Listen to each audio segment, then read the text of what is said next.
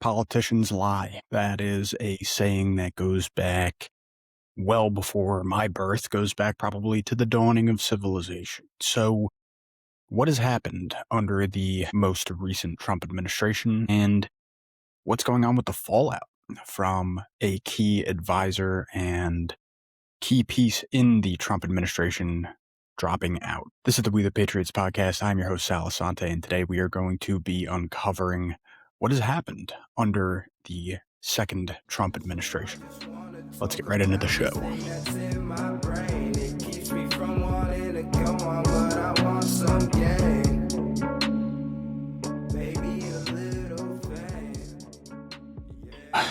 Politicians lying. Well, it's a tale as old as time, and we're going to go over some key campaign promises from the Trump administration and what has been failed to be accomplished.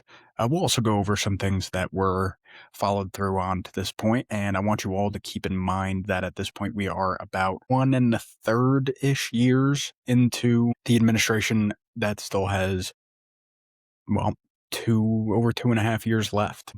So yeah, let's get right into it. Key promises of the Trump campaign in 2024. The core promises, these are still up online, you can go find these, are listed out as about 20 of them. And those are to seal the border and stop migrant invasion, to carry out the largest deportation operation in American history, 3, end inflation and make America affordable again, 4, make America the dominant energy producer in the world by far, 5, stop outsourcing and turn the United States into a manufacturing superpower, 6, large tax cuts for workers and no tax on tips, 7, defend the Constitution, our Bill of Rights, and fundamental freedoms, including freedom of speech, freedom of religion, and the right to keep and bear arms. 8, end weaponization of government against the American people. 9, stop the migrant crime epidemic, demolish foreign drug cartels, crush gang violence, and lock up violent offenders. 10, rebuild cities, including Washington, D.C., making them safe, clean, and beautiful again. 11, strengthen and modernize the military, making it the strongest and most powerful in the world. 12, keep the U.S. dollar as the world reserve currency. 13, fight for and protect Social Security and Medicare with no cuts, including no changes to the retirement age. 14, cancel the electric vehicle mandate and cut costly and burdensome regulations. 15, cut federal funding for any school pushing critical race theory, radical gender ideology, and other inappropriate racial, sexual, or political content on our children. 16, keep men out of women's sports. 17, deport pro-Hamas radicals and make our college campuses safe and patriotic again. 18, secure our elections, including voter ID, proof of citizenship, and same-day voting. 19, unite our country by bringing it to new and record levels of success. Number 20, prevent World War III. Restore peace in Europe and in the Middle East, and build a great Iron Dome missile defense shield over our entire country, all made in America. Now, as we focus on the core 20 promises and an additional one, the additional 2, I should say, that I'd like to throw in there, that no new wars was a massive political drive for Donald Trump and his soon-to-be administration, mainly highlighted on Iran and not wanting to bungle our way into a war or anything involving Russia.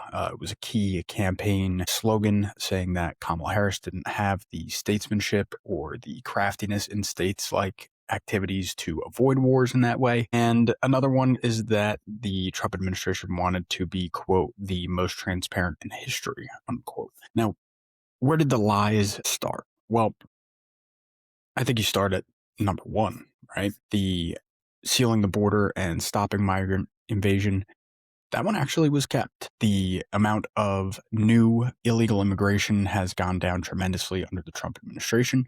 So you got to give them props where props are deserved. And the Trump administration actually followed through on number 1.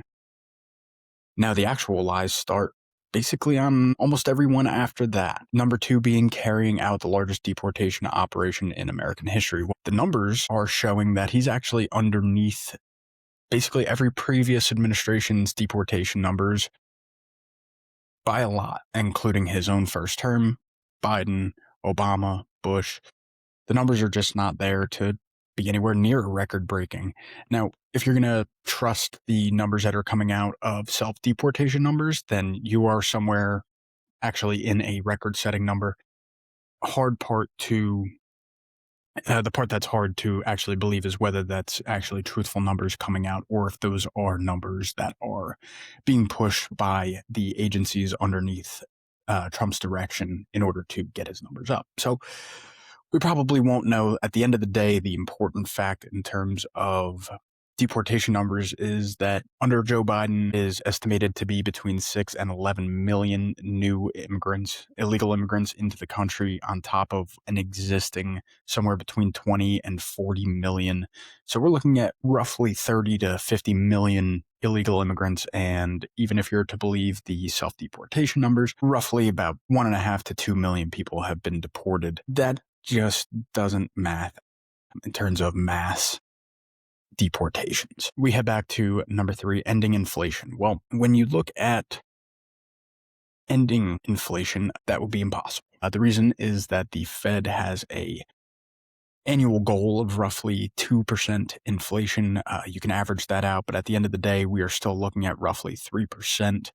And when you're looking at core costs, something like electricity, we are looking at, since Trump came in, roughly 6.5 to 13% nationally inflating electricity costs. That's far above the actual average of inflation. And when you're looking at what's going on in the Middle East and the recent attacks on Iran, the fuel prices have gone up astronomically, in some cases more than doubled. And when you look at what that's going to do, as I mentioned on last week's show, to the rest of costs, when you talk about cost of freight and cost of shipping across the nation, so much of our shipping relies on trucking that the fuel costs are going to massively change the cost of goods across the country. Again, something that we noticed in COVID. So that promise has been an absolute failure. Making America the dominant energy producer, at the end of the day, we are not producing anything more than what we have been in the past. And when you're accounting for the massive data centers and massive buildup in AI infrastructure, we're actually eating into the cost of energy in terms of what the average American is going to feel. Again, referencing back to a between 6.5 and 13% increase in terms of energy costs, this is really impacting Americans far more than what was promised. Stop outsourcing labor. Tariffs imposed have not had the desired effect. And in manufacturing, we've actually seen job loss and not job gain.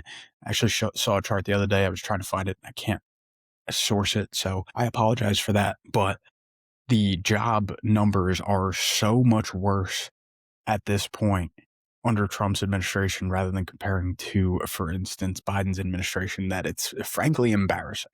So outsourcing is not stopping. And when you look at the source material, the amount of visas that are being given out by the United States for outsourcing labor are still astronomical. As you continue to go down the list, 6 was actually somewhat of a success: tax cuts and no tax on tips. Now, of course, there's caveats. There's always going to be when it comes to tax code, but this was actually a success by Donald Trump. So applauded to him. I know for my own sake, there was a huge change in the amount of tax refund that was given, mainly because of the tax on overtime.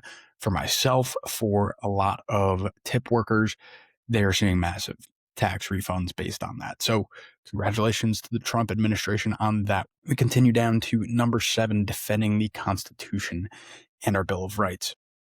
Now, this one is definitely not a success, especially in my eyes. When you are seeing the amount of legislation and more so a push from the administration and our government in general on things like what they would like to call anti-Semitic speech, and I put that in quotes for a reason if you're just listening to this. A lot of times something as simple as just criticizing Israel or criticizing the United States ties to Israel is deemed as anti-Semitic.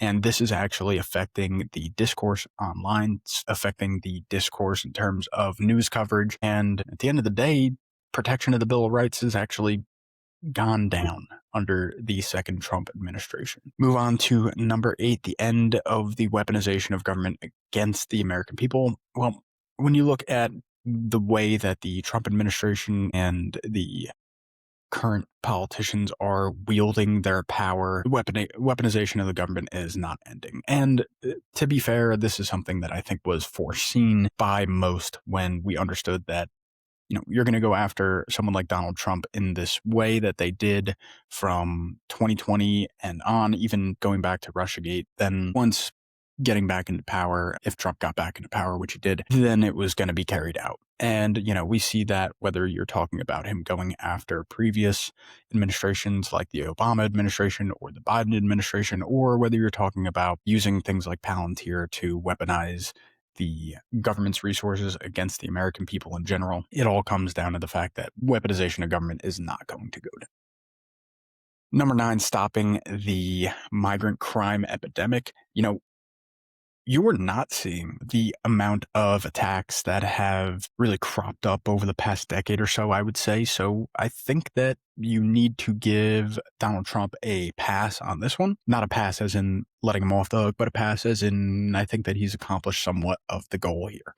So props to him there. Rebuilding cities, at the end of the day, when you're looking at the amount of money and time being spent on the geopolitical function and not the internal politic function of the United States, this one is just a fail. Crime in certain places has just stayed the same. You saw Trump's mobilization of the National Guard and really resources all over the country in order to, in his words, go against the migrant crisis, but in a lot of cases, just going after crime, and in some cases successful, in other cases facing major pushback. And in terms of making cities safe, making cities clean again, I'll put an anecdotal piece of evidence here, but I think that it's important. Just going back to New York City for the first time in a little bit last night and going out, quote unquote, on the town. The place is a mess. It's disgusting. It is rampant with mass homelessness. It has a lot of very shady characters. You always got to keep your head in the swivel, and it's been that way ever since I was a kid. But you would think one of the biggest focuses of an administration, even though, federally, there's not really a mandate to go after one city or another, but New York City being one of our largest population centers in the country, you would think that you'd want to go after that one first, and it's not any cleaner than it ever has been. Going on to number 11, strengthening and modernizing the military. Well, what we've seen under Trump is a carrying on of spending levels as his $1.5 trillion budget was not passed. But with the expenditure of munitions over here in Iran and the continued supply of Ukraine, our military is just about the same as it has been. If not, it's actually depleted. So I'd have to give Trump a fail on this one. Keeping the US dollar as the world reserve currency, what has happened here in the Middle East recently in terms of going after Iran and breaking up a lot of what our alliance network has been over the course of the quote unquote terror wars, Donald Trump and his administration has actually done quite a bit of damage in terms of keeping the US dollar as the world's reserve currency. The biggest threat on this front, of course, is the BRICS nations. The BRICS nations at this point have built up to something like 20 or 30 nations that are currently going against the mandate of having the US dollar as the reserve currency. And the more and more that you ostracize our alliance network or other nations that we are working with and in communications with, the more that you build up the ability for those nations to band against us as the United States and go against the world reserve currency type of moniker that goes along with the US dollar. With that said, the more and more that the US dollar inflates, the more and more that it becomes separated from any sort of tangible backing, understanding that we haven't been backed by gold in decades.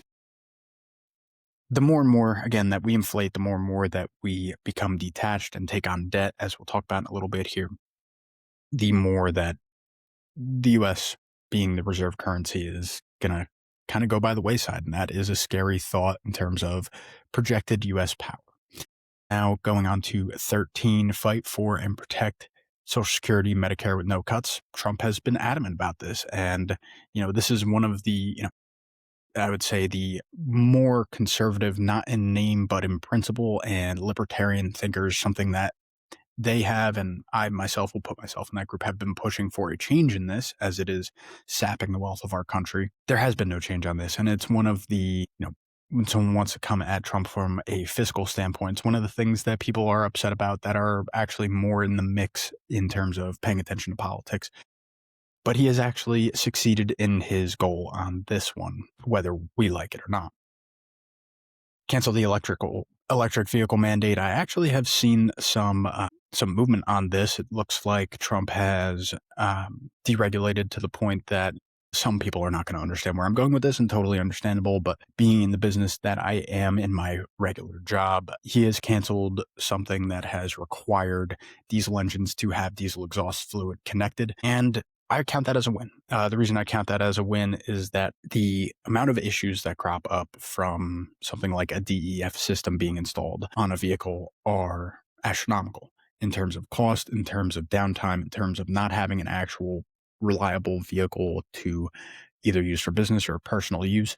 So there have been some successes in this field, and I would give Trump a pass on this one as well. Cutting federal funding for any school pushing critical race theory, radical gender ideology, etc. There has been some massive movement on this. And at the end of the day, I would consider myself a supporter of this movement of removing this and teaching history as history, teaching social studies, so to speak, as social studies and not including radical ideologies.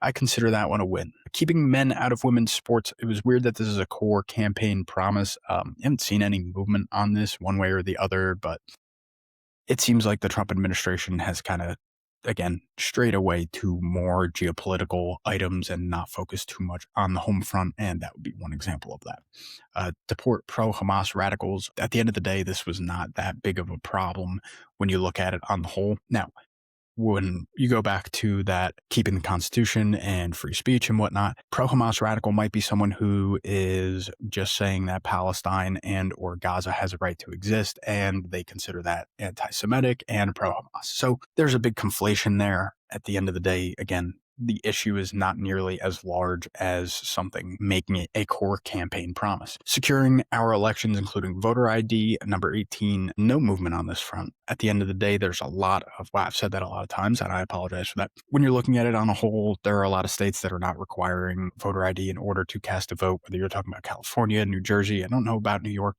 They might. I don't live there, but I know that California is a non-voter ID state, and I believe you can actually get in trouble trying to show ID. In New Jersey, I haven't had to show ID in the past several elections, so no movement on that one. Uniting our country by bringing it to new and record levels of success. Well, this one's just an outright failure. I'm sorry if that hurts your feelings or you are MAGA to the core, but at the end of the day, we're not united. If anything, we are just continuing along the path that has started long, long ago in terms of breaking apart our ability to see each other as Americans, and with stupid decisions like continuing the wars in the Middle East or continuing to fund the Ukraine war when we have issues at home or rising prices. Unity is just not something that's on the agenda here. And preventing World War III. Well, that one is yet to be seen, but when you're combining that with the notion that the Trump campaign core promise was to not have any new wars, to stop the existing wars. Well, one of the two major existing wars that Trump said he can end in 24 hours is still going on a year and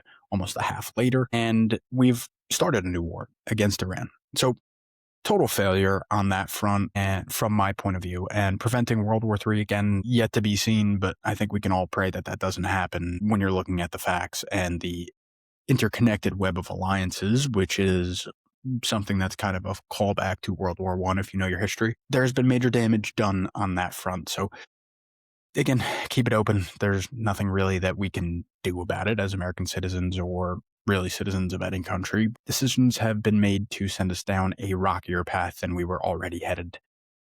And it's a scary time. Now, I already mentioned the No New Wars campaign slogan, but the other one that I wanted to bring up was the transparency. As many of you are aware, and I've hounded on this for quite some time on the Epstein file front, but there were many other files that Trump wanted to be released, whether they were relating to MLK, whether they were related to JFK or Robert Kennedy. there was a large push in the post-elected Donald Trump administration, not quite inaugurated yet, to be the most transparent, try to get files in front of American eyes, and that's been a failure. It's been quite a failure, as we've talked about again many, many times, but when you're looking at it on a broad scope, this has been one of the key failures of the Trump administration, one of the things that has broken down the coalition as a whole. So when looking at it on its face, the core 20 promises, let me count them up real quick. Roughly 6 out of, and this is my estimation, this is not any research that anyone's published, at least not to my knowledge, but roughly 6 out of the 20 showing approximately a 30% success rate on the core promise rate here. And again, failing on that transparency front is going to be another one.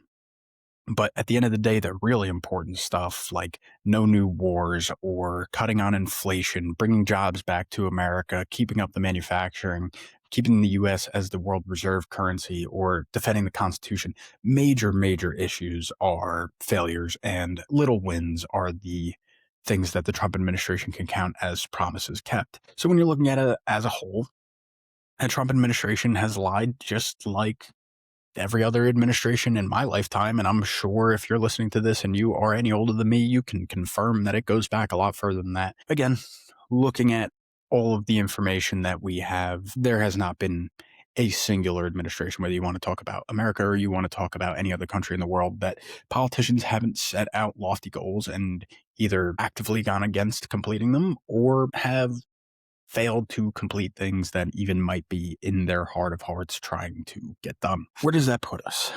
There was a major resignation in the Trump administration over the past week, and that, of course, is Joe Kent. If you have not heard of Joe Kent yet, let me try to bring you up to speed in the history of Joe Kent. So Joe Kent actually enlisted in the U.S. Army at age 17 in the year of 1998. Shortly after he enlisted, the 9/11 attacks occurred, of course, and he spent about 20 years in the military. He ended up rising to a reasonably high position in chief warrant officer, and he spent 11 combat tours, primarily in Iraq, so looking in totality as a terror war fighter. He came into a political career as a congressman in Washington, and he ended up losing in a rematch to, I'm not even going to try to pronounce that, but last name Perez, in 2024. Under the Trump administration, he was nominated to lead the National Counterterrorism Center. It's an intelligence agency under the DNI, Tulsi Gabbard, and Senate confirmed him in July of 2025. So he's been in office roughly for about 8 months now, and he decided to resign over the recent attacks on Iran. So I just wanted to read you the letter and then kind of talk about what's my thoughts and kind of wrap up this show. So the letter goes, quote, President Trump, after much reflection, I've decided to resign from my position as director of the National Counterterrorism Center effective today. I cannot in good conscience support the ongoing war in Iran. Iran posed no imminent threat to our nation, and it is clear that we started this war due to pressure from Israel and its powerful American lobby. I support the values and the foreign policies that you campaigned on in 2016, 2020, 2024, which you enacted in your first term. Until June of 2025, you understood that wars in the Middle East were a trap that robbed America of the precious lives of our patriots and depleted the wealth and prosperity of our nation. Pause on that quote for a second. I want to call back to that, so just keep that in mind. That Kent is quoted as saying, it is a trap that robbed America of precious lives of our patriots and depleted the wealth and prosperity of our nation. Okay, continuing the quote. In your first administration, you understood better than any modern president how to decisively apply military power without getting us drawn into never-ending wars. You demonstrated this by killing Qasem Soleimani and defeating ISIS. Early in this administration, high-ranking Israeli officials and influential members of the American media deployed a misinformation campaign that wholly undermined your America First platform and sowed pro-war sentiments to encourage a war with Iran. This echo chamber was used to deceive you into believing that Iran posed an imminent threat to the United States and that you should strike now. There was a clear path to a swift victory.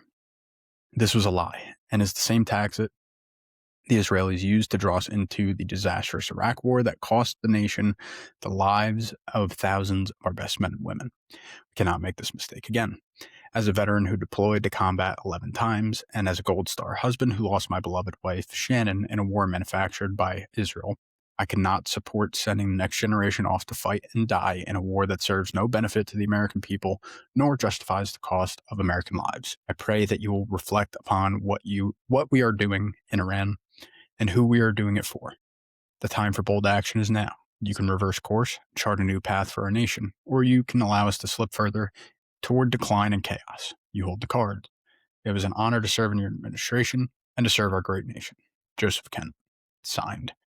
Now, what I want to bring up is, number one, something I forgot in the background, but was mentioned in his letter, is that he lost his wife in these terror wars. This man is very connected, he has a stake in what's going to happen here going forward, and there's, I would say with good reason, real opportunity for Joe Kent, of course, to get on the national media train, as he kind of already has, going on shows like Tucker Carlson, going on with Sagar and Jetty, with Breaking Points, going on to Megyn Kelly, I believe, and going on with Ken Sowens. He has displayed a motive for, I'll say, profit, but notoriety in the very least. He also has a lot in terms of experience with the wars in the Middle East, whether you're talking about his military service record or his ability to identify threats as the director of National Counterterrorism Center. So why is this extremely important? Number one, it is a very high-ranking official in the Trump administration that has dropped out. And number two, the reasons for dropping out of the administration, according to him, are very impactful. Whether you want to talk about his citing of our relationship with Israel, the notion that Israel has dragged us into and lied us into this war as they have done before, when he cites Iraq. Now, what I believe that Joe Kent is referring to in terms of Israel dragging us into this war is the statements that were made by Marco Rubio. Marco Rubio stated that, quote, "We knew that there was going to be an Israeli action," unquote, and, quote, "We knew that that would precipitate an attack against American forces, and we knew that if we didn't preemptively go after them before they launched those attacks, we would suffer high casualties," unquote. Now, Marco Rubio is essentially laying out the fact that Israel was going to attack Iran, whether the United States approved of it or not, and they might as well get ahead of that. That's my assumption on what Joe Kent was talking about. There could be many other things that are classified behind different walls that we as the American people don't have access to, but when looking at it as the whole picture, Joe Kent is saying that Israel is dragging us into another long, dragged out war. When you talk about the cost of these wars is where I really get kind of taken aback. Total cost of the wars, the terror wars, quote unquote, are unbelievable. When you look at the Gulf War, really wasn't too impactful in terms of costs. Also, $1991 of about $61 billion. You look at that today, it's going to be closer to a quarter to half of $1 trillion. But post 9/11 attacks are where the bulk of our losses come. Whether you want to talk about lives, which are innumerable in the amount of cost that has, but more so the actual monetary cost, which is estimated to be somewhere around $8 trillion. And I want to break that down for you, what that means. Direct war operations in places like Afghanistan, Iraq, Syria, Pakistan, and Somalia, to name a few, are roughly $5.8 trillion. The Homeland Security and counterterrorism expenditure during that time and to prevent further attacks like 9/11 is roughly $1.1 trillion. And then the interest on the borrowed money to fund these wars and operations is over $1 trillion and is still growing because we have not paid that off. So when you add all of this in on top of the veterans' medical care and disability costs that are ranging between $2 and $2.5 trillion, and those are also projected through 2050, the amount is around $8 trillion. And with the recent attacks in Iran going on for about 3 weeks, roughly $2 to $2.5 billion a day, we're looking at something like $40 billion or more spent already on this war before we are really even making a dent in any sort of campaign. So when you look at it, we have spent almost $8.5 trillion on war expenditures for these terror wars and have gained almost approximately nothing out of them. And the longer that this war is dragged out, the more that the expenditure is going to pile up. And we're looking at a national debt currently of $39 trillion. We just passed this the other day, and we're steamrolling ahead towards $40 trillion. And it is really just an extreme scenario that I don't think that the United States and the Trump administration has a way of getting out of.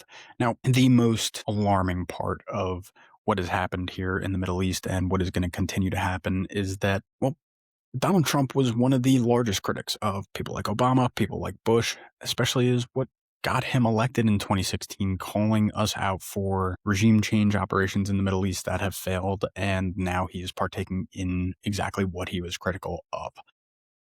This does not seem like it's going to stop, whether you're talking about what happened in Venezuela, whether you're talking about the move to continue to supply Ukrainians, or whether you're talking about this Iran operation that is ongoing. Trump has changed course entirely. And when you look at it on the whole, again, the amount of lies that have come across or failed campaign promises, and again, we're only almost a year and a half in, it doesn't seem like it's going to get any better, folks. And when we have to analyze the Trump presidency, the Trump legacy, this Iran war is going to be one of, if not the biggest stains, depending on how long it goes. The other, of course, being the massive bungling of file releases that are including, again, MLK, JFK, Robert Kennedy, or the Epstein files, which could even implicate the president himself. At the end of the day, it's a massive failure.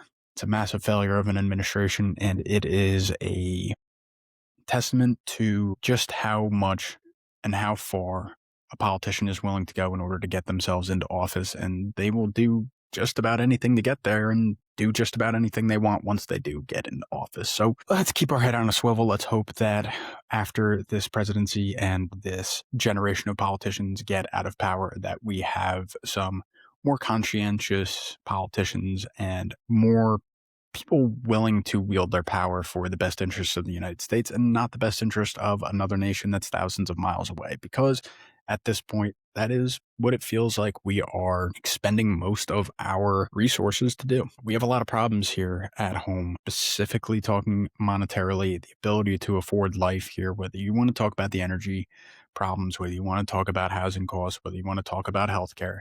We have a major affordability problem here in the United States, and that is one of the reasons that Trump got elected in 2024. And it's one thing that if I had to venture out and say, we're not going to have solved under this administration, we're not going to have solved under the next probably 3 or 4 administrations. It's going to be a slow haul, but hopefully someone can come in, give these issues a little bit of a kick in the ass and get us heading towards the right direction. Because right now, things are not looking great. And I hope that after listing off all of these, in my opinion, major failures of administration, hopefully we can all come to grips with the fact that this president is not heading in the right direction on a lot of core issues. That's all I got for you today. Hope you enjoyed the show. I will catch you guys next week. This is the We the Patriots podcast. I'm Sal Assante. Hope you guys have a beautiful I want to be something, not nothing. Trapped inside my dream and I'm running away from these demons.